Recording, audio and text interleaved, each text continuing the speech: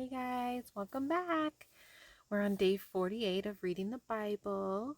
I just want to say if there's anyone new that has clicked on my videos, I started reading the Bible about 2 months ago and I decided to record my journey and just looking to God, praying every day, reading the Bible, and just trying to really let God into my life and heart.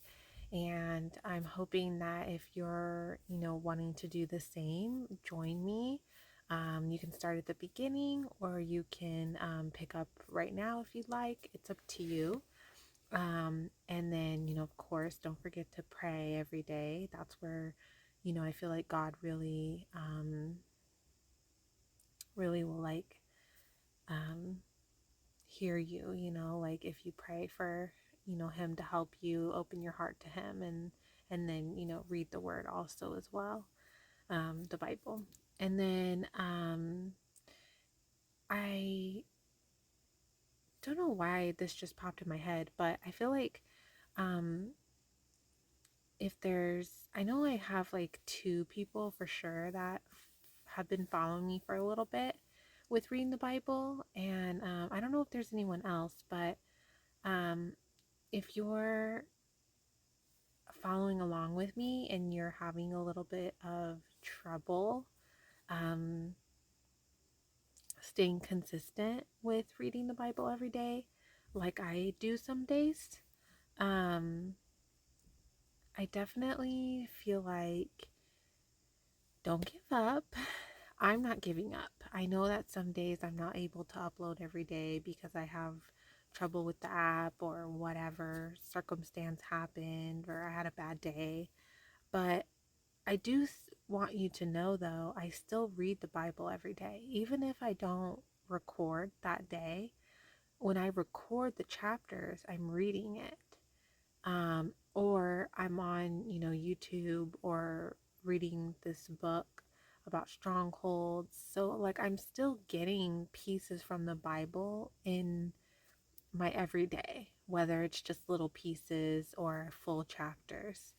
I just feel like even little pieces of the Bible each day is just so like helpful, and so please don't give up. If you've been following along with me, don't give up.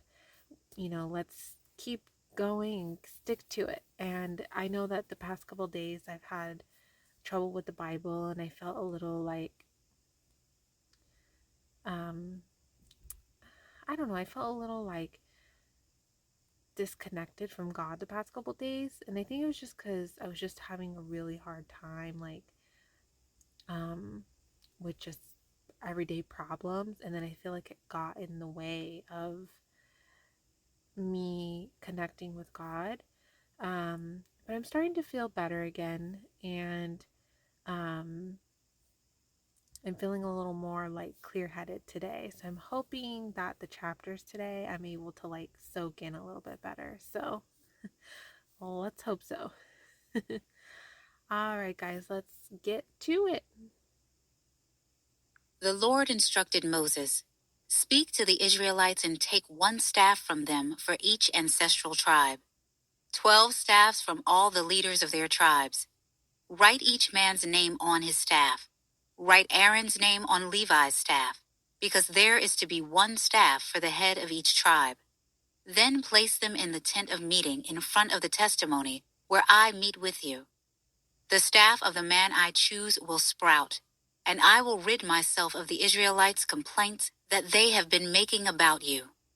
So Moses spoke to the Israelites, and each of their leaders gave him a staff, one for each of the leaders of their tribes, 12 staffs in all. Aaron's staff was among them. Moses placed the staffs before the Lord in the tent of the testimony.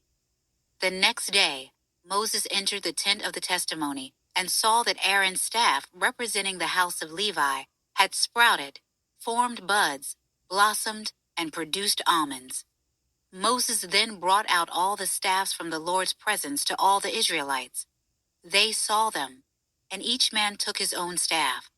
The Lord told Moses, "Put Aaron's staff back in front of the testimony to be kept as a sign for the rebels, so that you may put an end to their complaints before me, or else they will die." So Moses did as the Lord commanded him.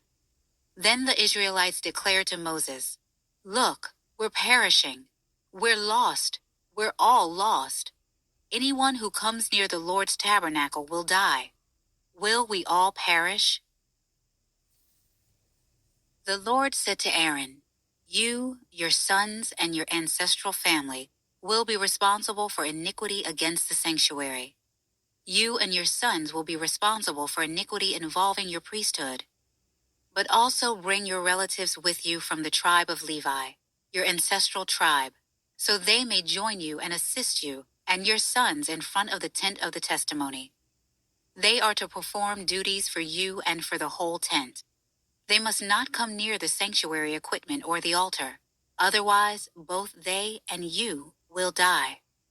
They are to join you and guard the tent of meeting, doing all the work at the tent, but no unauthorized person may come near you. You are to guard the sanctuary and the altar so that wrath may not fall on the Israelites again. Look, I have selected your fellow Levites from the Israelites as a gift for you, assigned by the Lord to work at the tent of meeting.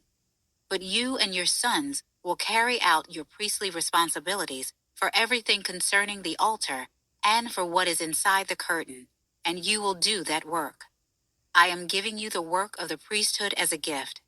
But an unauthorized person who comes near the sanctuary will be put to death." Then the Lord spoke to Aaron, "Look, I have put you in charge of the contributions brought to me. As for all the holy offerings of the Israelites, I have given them to you and your sons as a portion and a permanent statute. A portion of the holiest offerings kept from the fire will be yours. Every one of their offerings that they give me, whether the grain offering, sin offering, or guilt offering, will be most holy for you and your sons. You are to eat it as a most holy offering. Every male may eat it. It is to be holy to you. The contribution of their gifts also belongs to you. I have given all the Israelites' presentation offerings to you, and to your sons and daughters as a permanent statute. Every ceremonially clean person in your house may eat it. I am giving you all the best of the fresh oil, new wine, and grain, which the Israelites give to the Lord as their first fruits.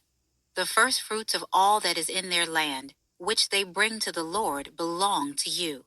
Every clean person in your house may eat them. Everything in Israel that is permanently dedicated to the Lord belongs to you. The firstborn of every living thing, human or animal, presented to the Lord belongs to you. But you must certainly redeem a human firstborn, and redeem the firstborn of an unclean animal." I don't understand that. Like, um, it's saying like every firstborn of every living thing, human or animal, presented to the Lord belongs to you. And but you must certainly redeem a human firstborn. Like, I don't understand what that means. Like, and like, if it's presented to the Lord, a baby, the firstborn,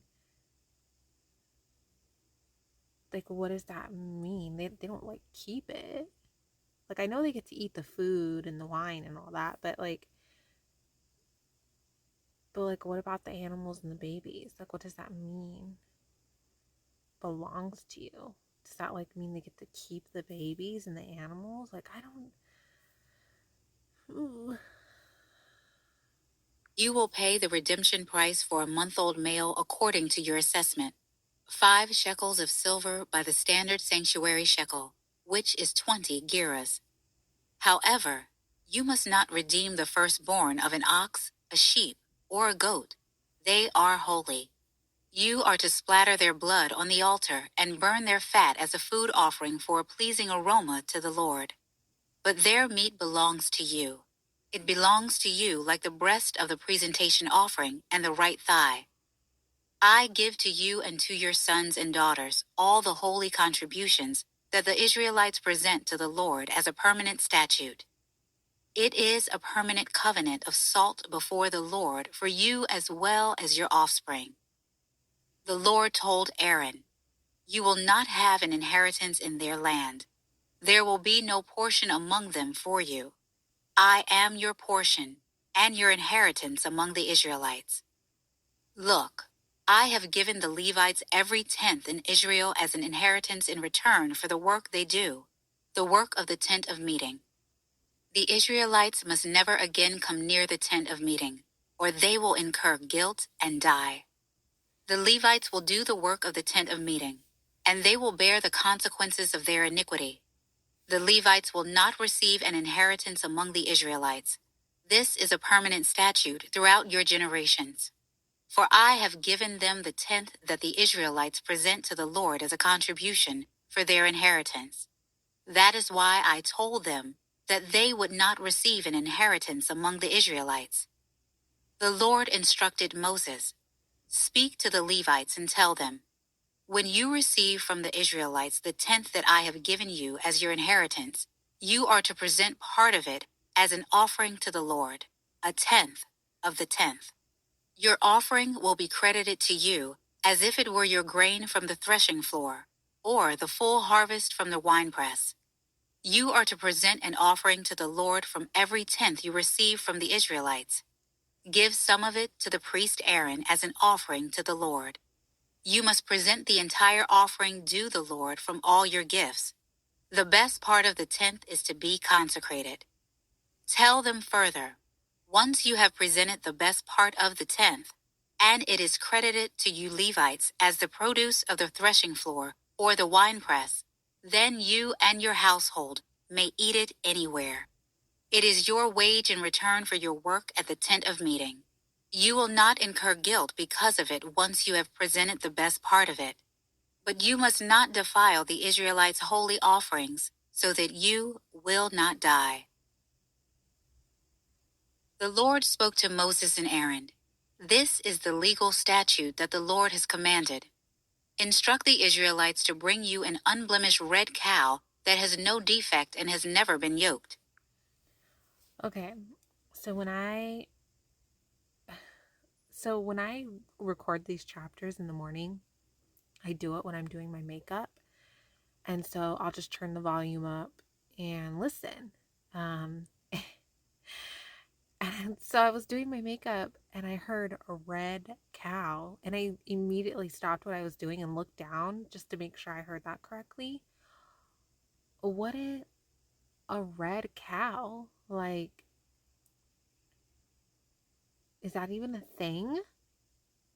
And I mentioned this the other day and I still don't know why I haven't done it. I think it's just because um I don't know. I'm still just struggling to find a way to make more time, like, how do I word this?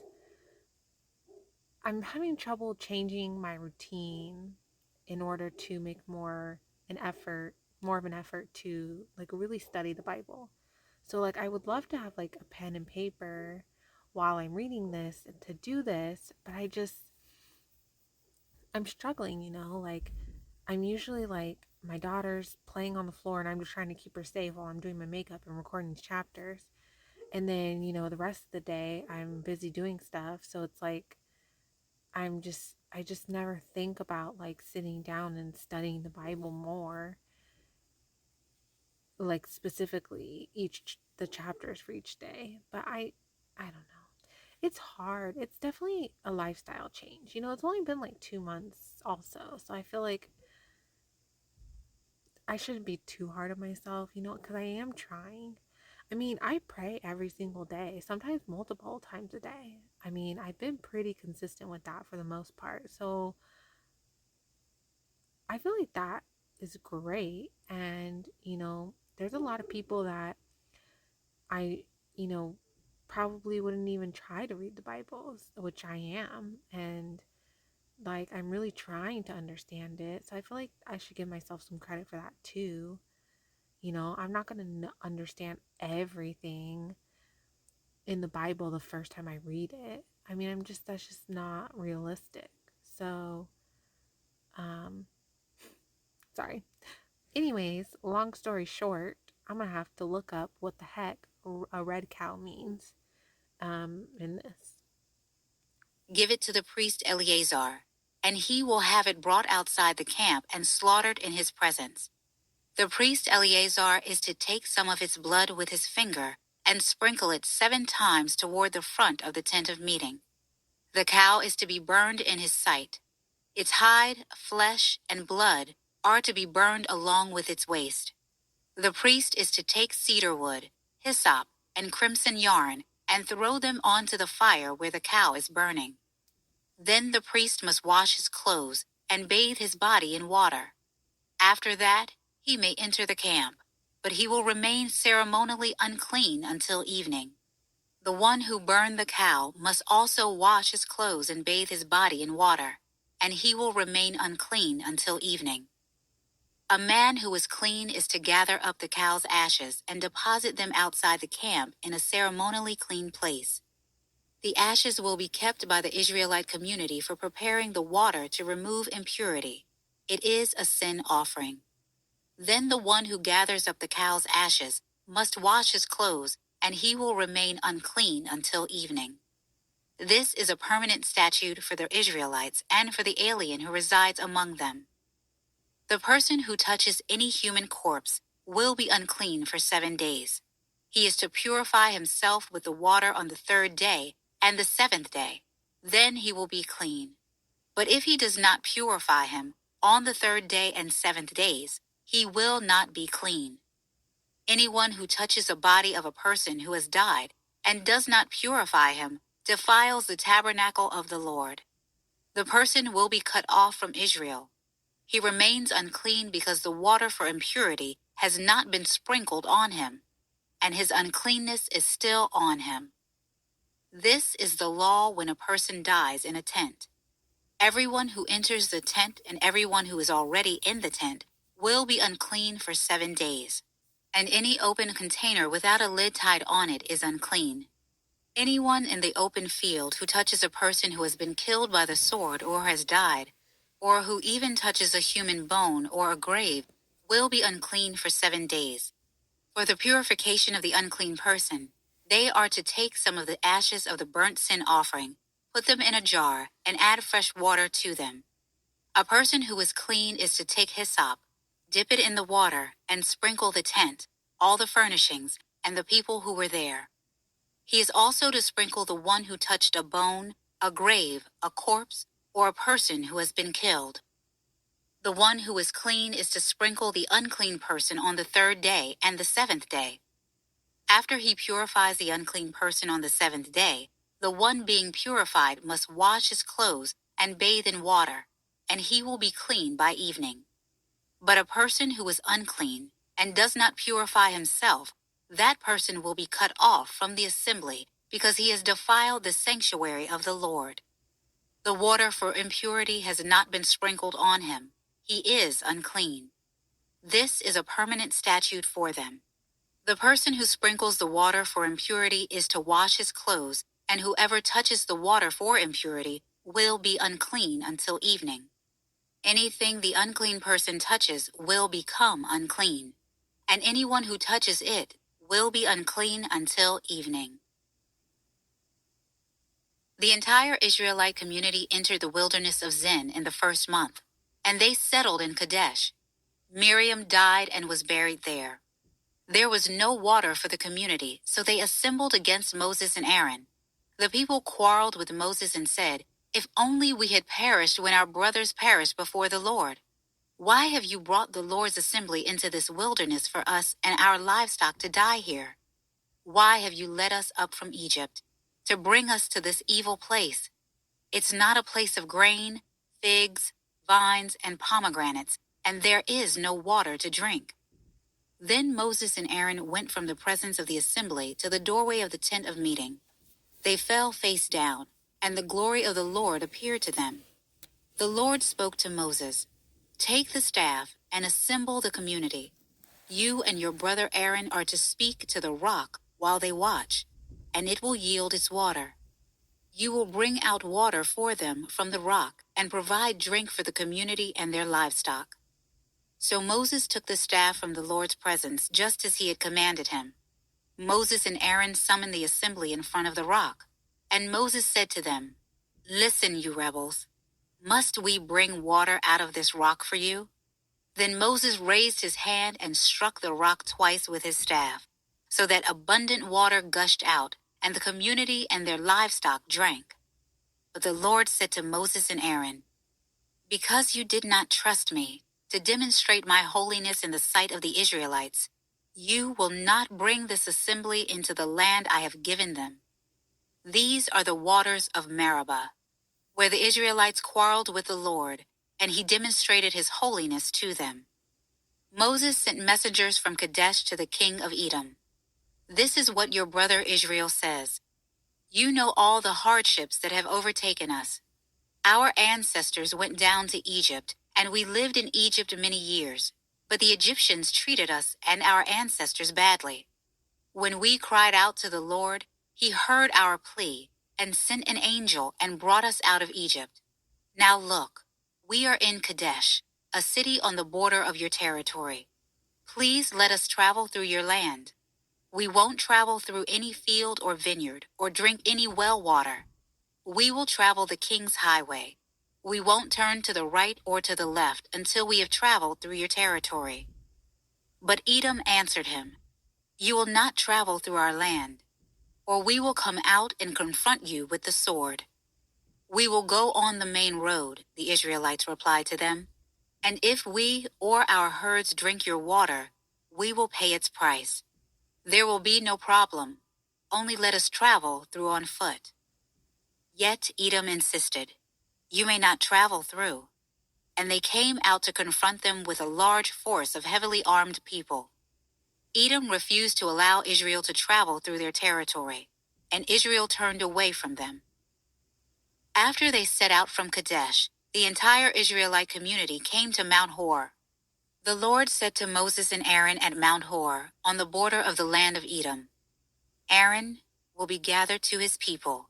He will not enter the land I have given the Israelites, because you both rebelled against my command at the waters of Meribah. Take Aaron and his son Eleazar and bring them up to Mount Hor. Remove Aaron's garments and put them on his son Eleazar. Aaron will be gathered to his people and die there." So Moses did as the Lord commanded, and they climbed Mount Hor in the sight of the whole community. After Moses removed Aaron's garments and put them on his son Eleazar, Aaron died there on top of the mountain. Then Moses and Eleazar came down from the mountain. When the whole community saw that Aaron had passed away, the entire house of Israel mourned for him 30 days. Okay, there we have it. I don't know why I've been having so much trouble with numbers since we started it. I feel like I don't know what's going on. I mean, I know kind of what's going on, but what I'm saying is there's just a lot of random little things that keep happening that I'm just like, what in the world? And then I'm still not used to this the sacrifices of the animals and the offerings and the blood and the just all of that. I haven't gotten used to it. And then I still haven't gotten used to the fact that God just kills certain people for certain things, but then punishes people for other things.